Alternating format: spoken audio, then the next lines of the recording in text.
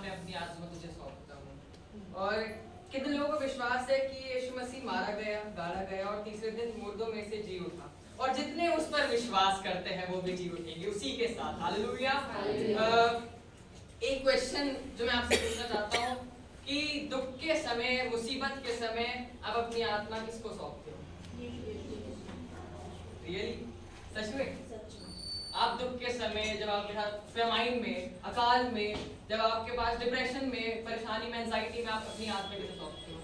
अगर किसी ने कुछ बोल दिया, अरे हाँ ये इंसान सही कह रहा है, ये इंसान सही कह रहा है, तो हमारी, अगर हमने कुछ ऐसा बोल दिया तो हम ही उसे खराब कर लिया। मालूम जो दूध होता है उसमें अगर छिपकली चली जाए, अगर मक्खी चली जाए तो क्या होगा? पूरा खराब हो गया। इट्स नॉट, वो वेस्ट है पूरा, वो किसी काम का नहीं, उसे कोई पिएगा नहीं, उसे वो फेंका जाएगा।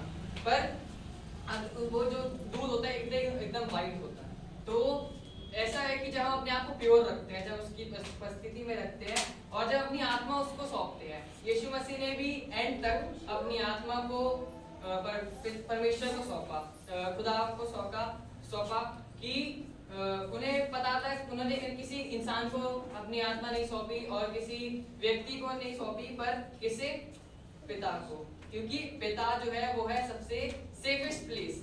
ही इज ट्रस्टवर्दी, वो ट्रस्टवर्दी इंसान है। हो सकता है मान लीजिए मैं ये फोन अगर अपने पिता को दूं तो वो ज्यादा सेफ है एज कम्पेयर टू मेरे दोस्त। मेरे दोस्तों के पास हो सकता है वो उसे तोड़ दे, वो उसे फेंक दे, वो कुछ भी करे, पर मेरे पापा के पास वो सेफ है।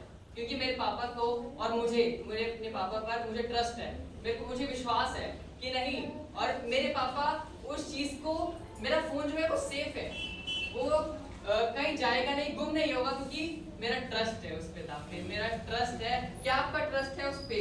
मैं आपसे कहना चाहता हूँ कि मैंने देखे हैं कुछ लोग जो संडे के समय अपनी आत्मा को खुदा को सौंपते हैं, जो संडे के समय जब बारिश हो रही होती है वो चर्च में आते हैं, संघर्ष करते हैं, स्ट्रगल करते हैं यीशु मसीह के लिए और अपनी आत्मा को सौंपते हैं। एंड मैंने देखा है कि हमारे चर्च में भी लोग हैं जो करते